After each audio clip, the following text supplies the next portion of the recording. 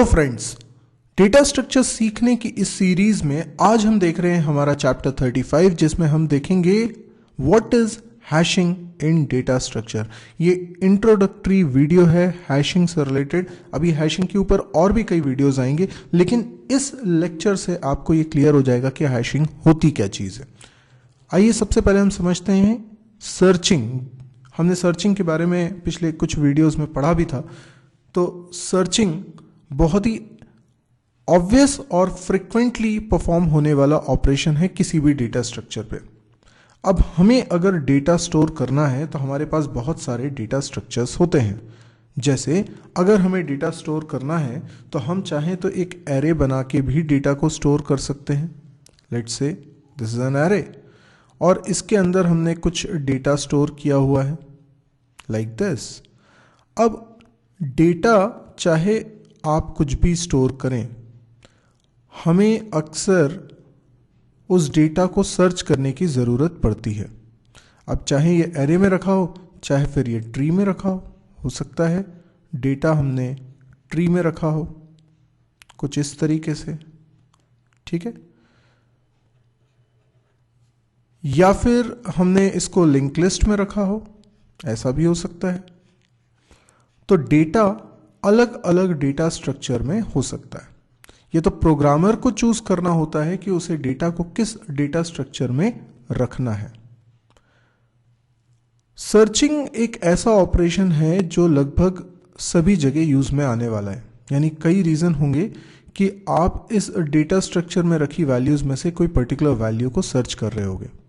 चाहे आपको वैल्यू को डिलीट ही क्यों ना करना हो, आपको सर्चिंग करनी पड़ती है। अब ये सर्चिंग को क्योंकि बहुत ज़्यादा परफॉर्म किया जाता है, इसीलिए सर्चिंग ज़्यादा एफिशिएंट होना ज़रूरी है। यानी ज़्यादातर प्रोग्रामिंग में ये देखा गया है कि सर्चिंग क्योंकि बहुत बार ऑपरेशन परफॉर्म करती है, इसलिए हम चाहते हैं कि सर्चिंग बहुत एफिशिएंटली वर्क करे। एफिशिएंटली वर्क करे का मतलब ये होगा कि वो कम टाइम में रिजल्ट निकाल दे। हमने इससे पहले की वीडियोस में लीनियर सर्च और बाइनरी सर्च भी पढ़ा है। हम डेटा स्ट्रक्चर कोई भी चूज करें, हम जब सर्चिंग करते हैं तो हमें कुछ टाइम तो कंज्यूम करना ही पड़ता है on comparing elements with the item that we want to search. तो अलग अलग सर्चिंग एल्गोरिथम में अलग अलग टाइम कॉम्प्लेक्सिटी होती है। फॉर एग्जाम्पल, अगर आप लिंक लिस्ट में कोई डेटा सर्च करेंगे तो आपकी टाइम कॉम्प्लेक्सिटी होगी ON। यानी अगर ये एक लिंक लिस्ट है और इसके अंदर कोई एलिमेंट रखा है और मुझे एक एलिमेंट X है जो फाइंड आउट करना है। X की कुछ वैल्यू है, लेट्स से 11। अब मुझे नहीं मालूम कि लिंक लिस्ट के पहले नोड में 11 है कि दूसरे नोड में 11 है कि तीसरे में, चौथे में, या और आगे कई नोड्स हैं तो किस में है। तो मुझे सिर्फ इतना करना पड़ेगा कि मुझे बारी बारी से ये X की वैल्यू को इस नोड की वैल्यू से कंपेयर करना होगा और एक एक करके मैं आगे के नोड्स के साथ इसका कंपैरिजन करूंगा। तो वर्स्ट केस में ये सिचुएशन आएगी कि अगर 11 है ही नहीं इस पूरी लिस्ट में, तो भी मुझे इस X को हर एक नोड की वैल्यू के साथ कंपैरिजन करना होगा। तो अगर इस लिस्ट में n नोड्स हैं तो आपको n कंपैरिजंस करने पड़ेंगे, इसलिए इसकी टाइम कॉम्प्लेक्सिटी हो जाती है ON। अगर आप एक एरे के अंदर एलिमेंट्स रख रहे हैं और किसी पर्टिकुलर एलिमेंट को सर्च कर रहे हैं तो बेस्ट केस तो हो सकता है कि वो एलिमेंट सबसे पहले ही मिल जाए, लेकिन हम बेस्ट केस को एज्यूम करके कम चलते हैं। हम एवरेज केस या वर्स्ट केस के बारे में ज़्यादा सोचते हैं। तो अगर हम वर्स्ट केस के बारे में देखें तो 11 इस पूरे में अगर नहीं मिला तो ये बारी बारी से एक एक एलिमेंट को सर्च करेगा और पूरे एरे के एलिमेंट्स के साथ कंपैरिजन होगा। तो इसकी टाइम कॉम्प्लेक्सिटी भी क्या हो जाएगी, ON हो जाएगी। तो इसका मतलब ये हुआ कि चाहे हम एरे में रखें डेटा, चाहे हम लिंक लिस्ट में रखें डेटा, टाइम कॉम्प्लेक्सिटी हमको मिलती है ON। ओके, अब अगर इससे भी बेटर कुछ हो सकता है तो वो थी बाइनरी सर्च। हमने देखा था बाइनरी सर्च के बारे में। अगर मैं एरे के अंदर डेटा को सॉर्टेड ऑर्डर में अरेंज कर दूं, राइट, तो बाइनरी सर्च ये कहती है कि मिडिल वैल्यू के साथ कंपैरिजन करो।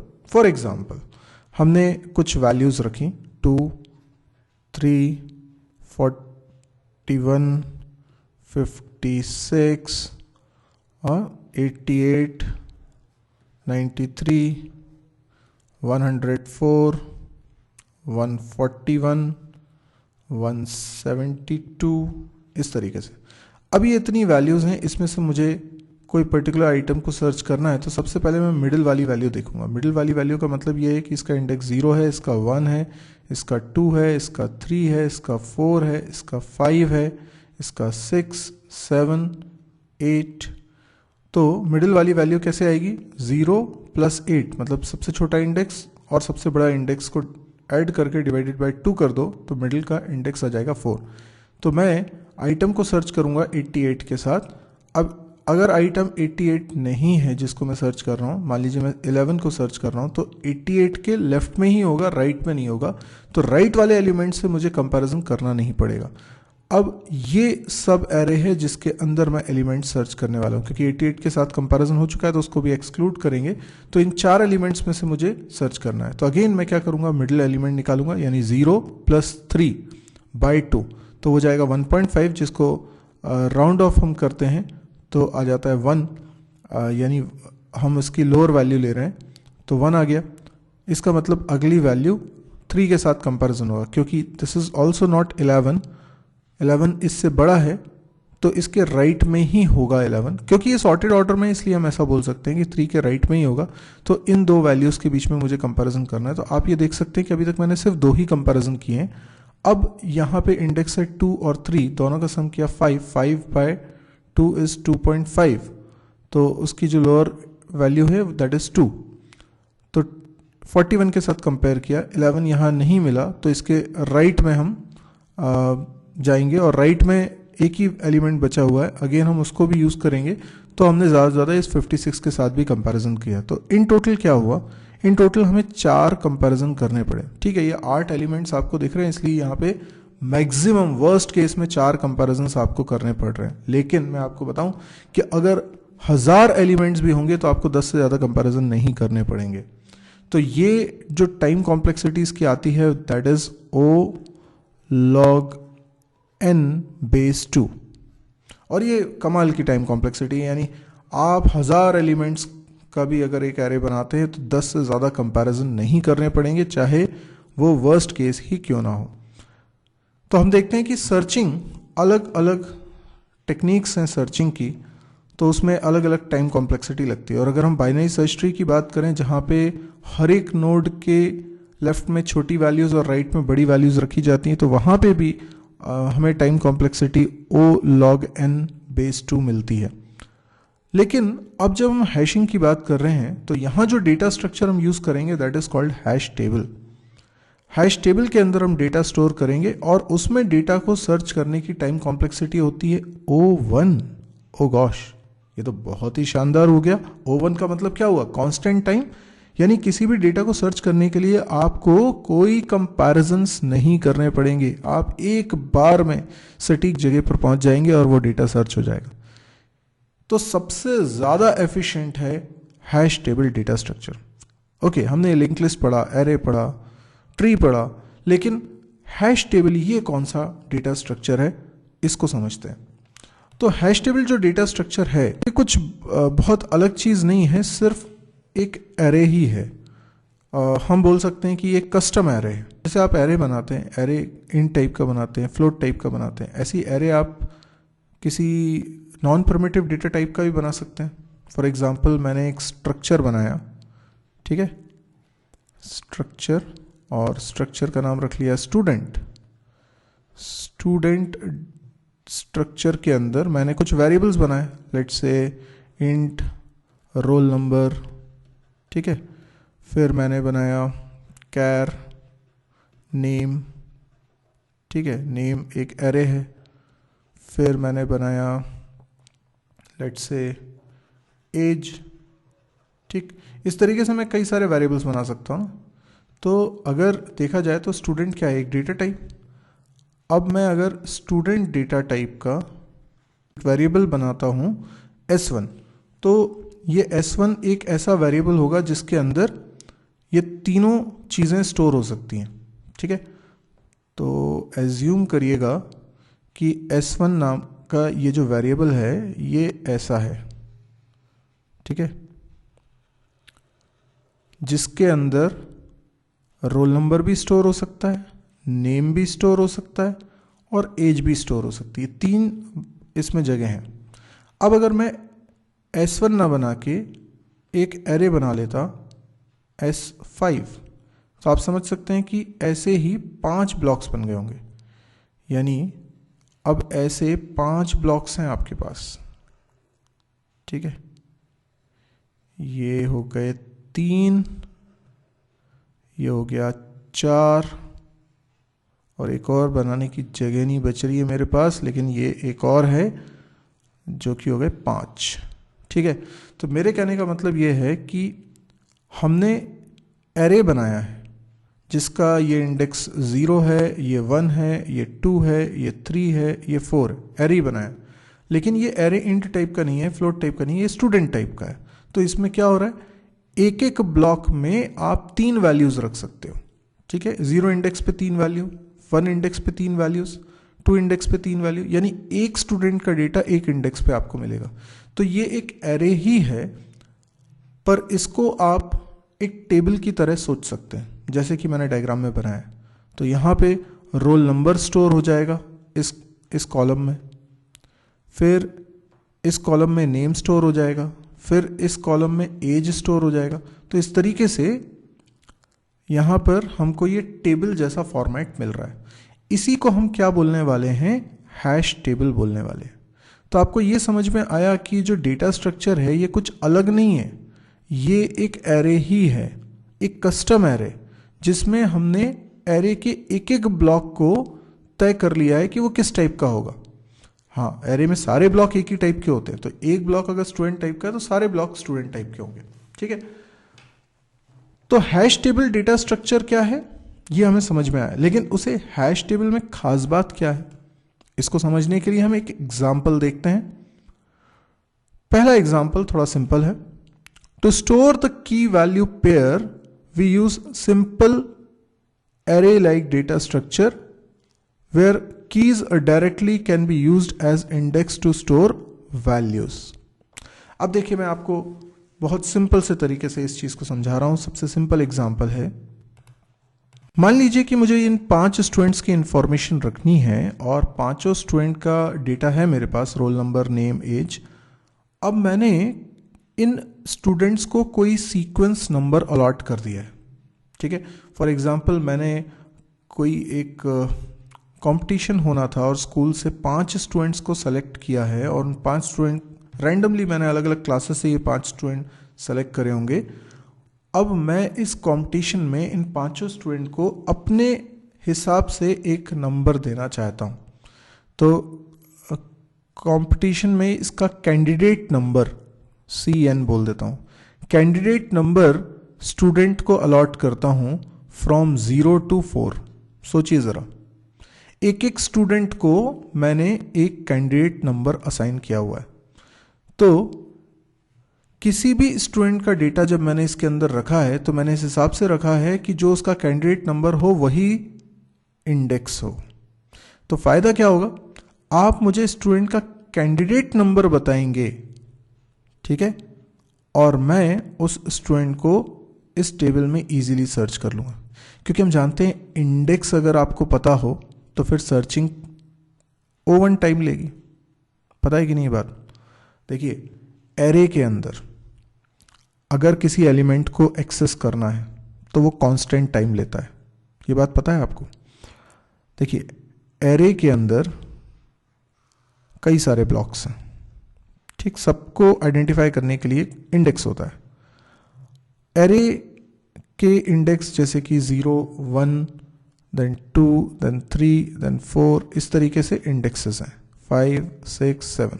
अब मान लीजिए मुझे इस एरे का नाम मैंने रखा है A, तो A4 को एक्सेस करना है, दैट मीन्स इस वाले ब्लॉक को मुझे एक्सेस करना है।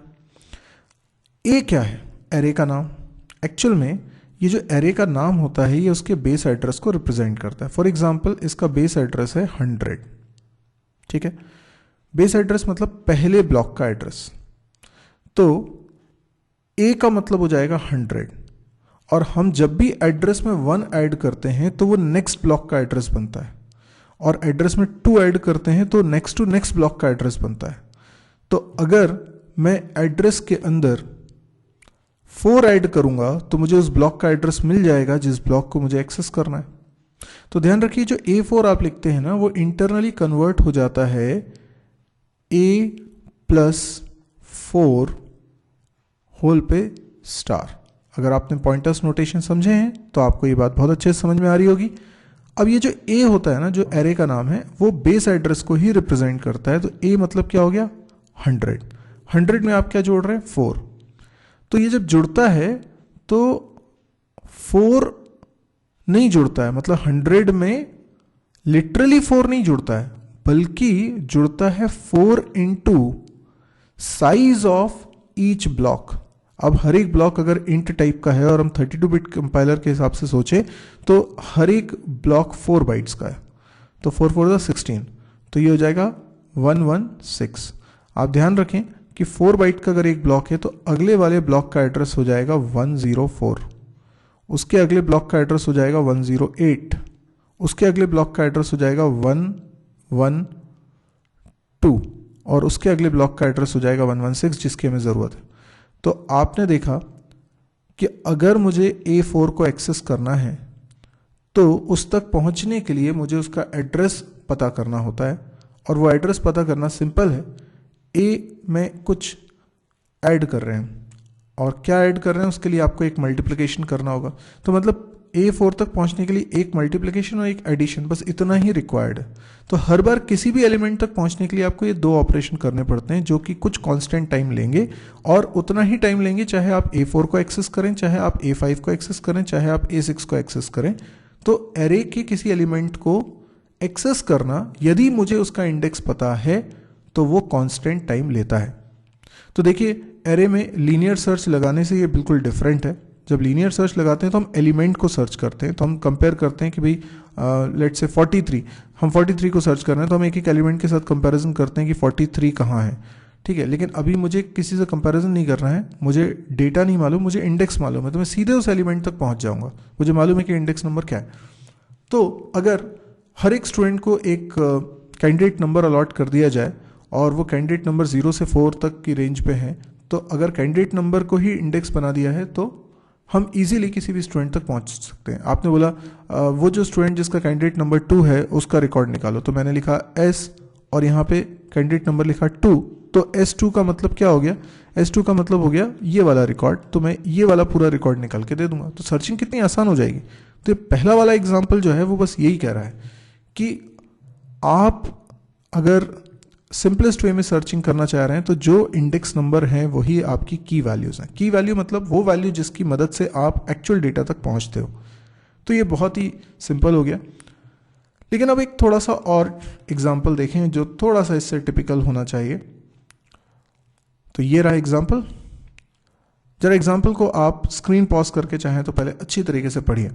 देखते हैं एक और सिमिलर एग्जांपल जिसमें हम लोग के पास कुछ कंप्लेंट स्टोर करने के लिए जगह है, यानी हमारे पास अगेन एक हैश टेबल होगा। तो इस टेबल के अंदर हम कंप्लेंट स्टोर करेंगे, और इस टेबल के अंदर कंप्लेंट आप समझते हैं ना, जैसे आप कस्टमर केयर में कंप्लेंट दर्ज कराते हैं उस तरीके का। तो एक एक रो में एक एक कंप्लेंट स्टोर होगी, और सपोज करिए ये इंडेक्स हैं 0 1 2 3, ऐसे इंडेक्स कहाँ तक है? तो हमारे पास लेट्स से आखिरी इंडेक्स है 9, तो हमारे पास जगह है 10 वैल्यूज़ को स्टोर कराने की, यानी 10 कंप्लेंट्स हम स्टोर करा सकते हैं एक बार में। तो we have 10 complaints indexed with a number ranges from 0 to 9। तो हर एक कंप्लेंट किसी एक इंडेक्स पर रखी हुई है। We have an array of 10 spaces to store 10 complaints. तो हमारे पास जो जगह है वो भी 10 है, और 10 कंप्लेंट हमें स्टोर करनी है। तो नंबर ऑफ मेमोरी लोकेशन 10 है, ठीक है। तो नंबर ऑफ स्पेसेस बोल दीजिए, नंबर ऑफ मेमोरी लोकेशन बोल दीजिए, वो हमारे पास 10 है, और जो डेटा हमें स्टोर करना है वो भी हमारे पास 10 है। अब अगर सर्च करने के लिए जो हम की वैल्यू लेना चाहते हैं वो हम क्या ले लेते हैं, कंप्लेंट नंबर। अब अगर ये जो कंप्लेंट नंबर है, ठीक है, कंप्लेंट नंबर है, ये कुछ और नहीं इंडेक्स नंबर ही हो तो, यानी कंप्लेंट नंबर भी 0 से लेकर 9 की रेंज में हो, तो जब भी कोई कंप्लेंट करता है तो हम उसकी कंप्लेंट जब स्टोर करते हैं किसी पर्टिकुलर इंडेक्स पे, तो वही इंडेक्स नंबर हम उस कस्टमर को बता देते हैं कि भाई ये आपका कंप्लेंट नंबर है, इसको याद रखिएगा। तो जब भी इस सिचुएशन में मुझे कोई डेटा सर्च करना है तो मुझे सिर्फ कंप्लेंट नंबर मालूम होना चाहिए। अगर कंप्लेंट नंबर मालूम है तो मैं उस एलिमेंट को सर्च कर सकता हूँ, ठीक है। तो ये मान लीजिए एरे है सी नाम का, तो उसमें आप बस कंप्लेंट नंबर बता दीजिए, कंप्लेंट नंबर बता दीजिए, हम उस एलिमेंट तक पहुंच जाएंगे। तो ये सर्चिंग कितनी इजी हो गई। यानी अभी हमने जो 2 एग्जांपल देखे उसमें की वैल्यू, यानी वो वैल्यू जिससे कि हमें सर्चिंग करनी है, वो एक ऐसी इंफॉर्मेशन है जो इस एरे का इंडेक्स भी है, इसीलिए सर्चिंग फास्ट हो रही है। पर हमेशा ऐसा नहीं होता, कई बार ऐसा भी होता है कि आपके पास नंबर ऑफ स्पेसेस हैं m, ठीक है, डेटा भी m या m से कम है, यानी आपको n एलिमेंट स्टोर करने, m क्या है, स्पेसेस, ठीक है, और डेटा कितना है, n, ठीक है, जो आपको स्टोर करना है। ऑब्वियसली n की value less than equal to m होगी, ठीक है ना। डाटा अब अगर जगह से ज़्यादा होगा तो आप स्टोर कैसे करोगे। और हमारे पास जो की वैल्यू है इसकी रेंज थोड़ी ज़्यादा है, यानी की वैल्यूज़ m से भी ज़्यादा है, यानी की values is greater than equal to m, ठीक है। ऐसी सिचुएशन में क्या होगा, क्योंकि 1-to-1 मैपिंग नहीं हो पाएगी क्योंकि की वैल्यूज ज़्यादा है। ये बात आपको समझने में थोड़ी दिक्कत हो रही है, ठीक है। तो हम इसका एक एग्जांपल देखेंगे। अब देखिए जरा हैशिंग का मतलब क्या है इसका, अब जो एग्जांपल मैं बताने वाला हूं उसमें हैशिंग का मतलब आपको समझ में आएगा। In case when keys are large, अभी मैंने यही कहा ना कि कीज बहुत सारी हैं, and can't be directly used as index. अब क्योंकि कीज ज़्यादा लार्ज हैं तो उनको इंडेक्स के रूप में यूज़ नहीं कर सकते, तो फिर जब इंडेक्स के रूप में स्टोर नहीं कर सकते तो फिर क्या करना पड़ेगा, हमें उसे मैप करना पड़ेगा।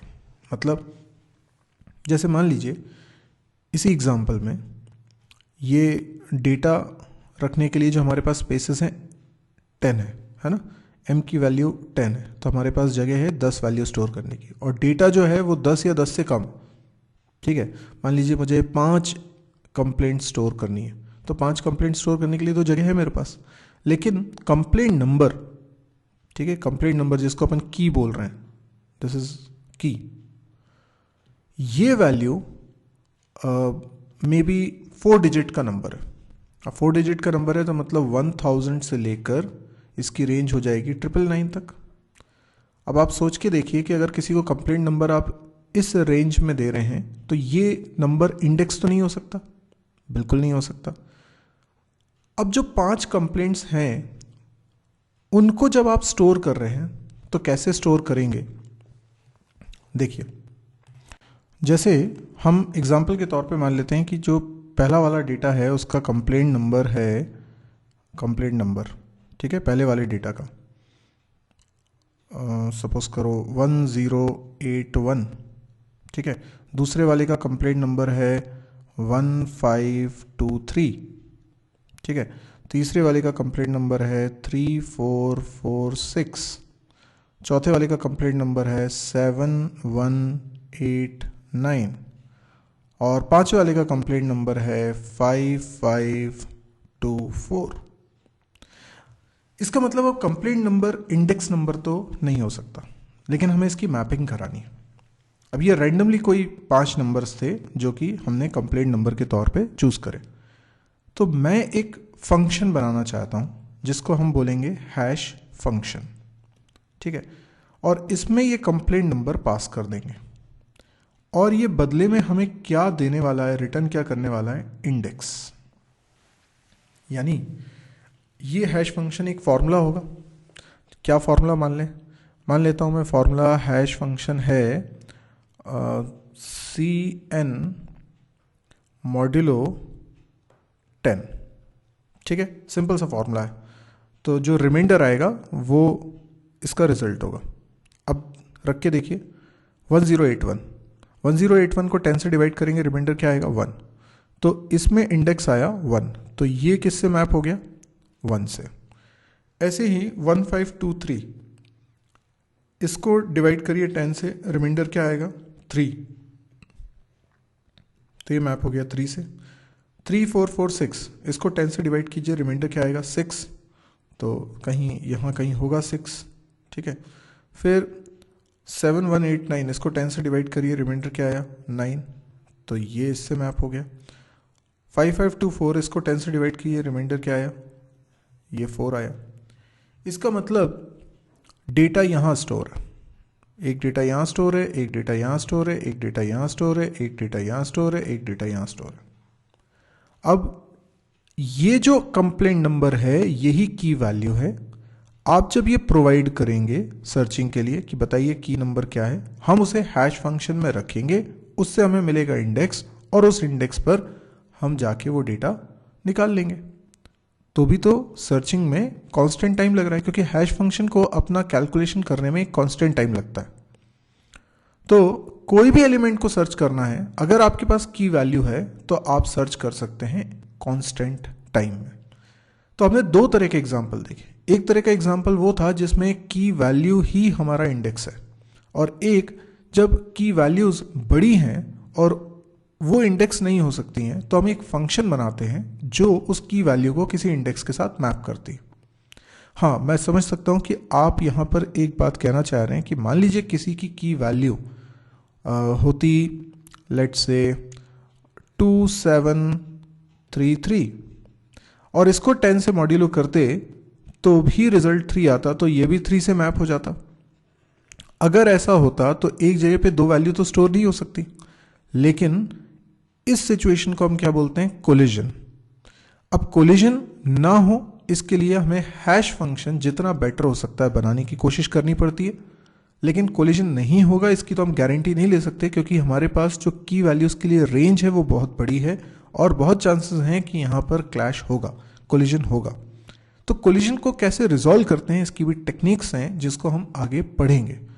तो कोलिजन होगा, हम इसको मान के चल रहे हैं, हम उसको भी रिजॉल्व करेंगे, पर फिलहाल अगर हम बहुत अच्छा सोचें तो कोलिजन नहीं हो रहा है और हम स्मूथली डेटा को स्टोर कर पा रहे हैं। तो आपको ये समझ में आया होगा कि हैश फंक्शन का क्या इंपॉर्टेंस है। तो ये जो टेबल है ना, this is called hash table, और ये जो फंक्शन हमने बनाया जो की वैल्यू को कन्वर्ट करेगा वो हैश फंक्शन कहलाएगा। ठीक है, तो ये दोनों चीजें हमें समझ में आई। और हैशिंग क्या है? हैशिंग मतलब ये मैपिंग। हैशिंग वो प्रक्रिया है जिसके तहत हम की वैल्यू को इंडेक्स में कन्वर्ट करते हैं, मैप करते हैं। ठीक है, तो आई होप आपको हैशिंग का मतलब समझ में आ गया होगा। अभी एक और एग्जांपल है, लेकिन वो भी सेम टाइप का ही है, मुझे अलग से बताने की ज़रूरत नहीं है। यहाँ पर हम बात कर रहे हैं कि 5 स्टूडेंट्स हैं जिनको हम टेबल में स्टोर करना चाहते हैं। बिल्कुल वैसे ही सोचिए जैसे मैं यहाँ पे 5 कंप्लेंट्स को स्टोर करना चाह रहा था। अब ये जो 5 स्टूडेंट्स हैं इनके रोल नंबर्स 4 डिजिट का नंबर है। अब रोल नंबर अगर 4 डिजिट का नंबर है तो रोल नंबर्स की रेंज क्या हो जाएगी, 1000 से 4 टाइम्स 9, 9999। और हमारे पास टेबल में 10 स्लॉट हैं, तो वही 10 स्लॉट हैं, यानी सेम एग्जांपल है। तो वहाँ कंप्लेंट नंबर था, यहाँ पे रोल नंबर हो जाएगा और कोई फ़र्क नहीं पड़ेगा। तो ऐसे ही 5 स्टूडेंट्स के ये रैंडमली कुछ रोल नंबर्स हैं और उनका डेटा इस टेबल में रखा हुआ है। ठीक है, ओके, ये एक एग्जांपल और था, ये वही एग्जांपल है, उसी को समझाया जा रहा है। जैसे स्टूडेंट का डेटा मुझे रखना है, ये मेरे पास हैश टेबल है और ये देखिए रोल नंबर्स हैं। रोल नंबर्स को ही हम क्या बोल रहे हैं कि अगर हमको रोल नंबर बता दिया जाएगा तो हम हैश फंक्शन में रख के इंडेक्स फाइंड आउट कर लेंगे। तो हैश फंक्शन का बेसिकली मकसद क्या हुआ, सिर्फ इंडेक्स फाइंड आउट करना, की वैल्यू से इंडेक्स फाइंड आउट करना। तो एक चीज़ होती है हैश टेबल। हैश टेबल वो डेटा स्ट्रक्चर है जिसमें कि हम एक्चुअल में डेटा स्टोर कर रहे हैं। हैश फंक्शन वो फंक्शन है जिसकी मदद से आप की वैल्यू को इंडेक्स में कन्वर्ट करते हैं। हैश फंक्शन की ज़रूरत आपको 2 बार पड़ती है।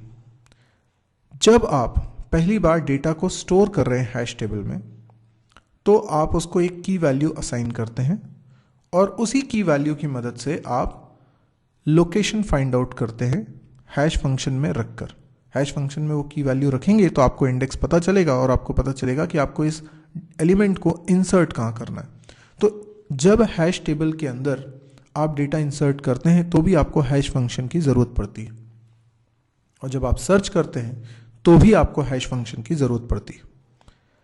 हैश फंक्शन का जो यूज़ है वो बेसिकली मैपिंग करना है, किसकी की वैल्यू की इंडेक्स के साथ, और इसी प्रक्रिया को हम क्या बोलते हैं, हैशिंग। तो in hashing large keys are converted into small ones by using hash functions and then the values are stored in the data structure called hash tables। तो ये बेसिक इंट्रोडक्शन था कि हैशिंग क्या होता है, लेकिन अभी हैशिंग में बहुत सारी चीज़ें बाकी हैं, जैसे कि कोलिजन होगा तो कैसा होगा, हैश फंक्शन हमें कैसा बनाना चाहिए जिससे कि कोलिजन को मिनिमाइज कर सकें, हैश फंक्शन की क्या प्रॉपर्टीज़ होनी चाहिए और हैश फंक्शन का फॉर्मूला होना क्या चाहिए, वो फंक्शन होता कैसा है, इसके बारे में पढ़ना है, जो कि हम अपने नेक्स्ट वीडियो में पढ़ेंगे। इसके अलावा जब कोलिजन अगर हो ही रहा है तो हम उसको रिजॉल्व कैसे करें, इसके लिए भी कुछ टेक्निक्स हैं जिनको हमें आगे की वीडियोस में समझना है।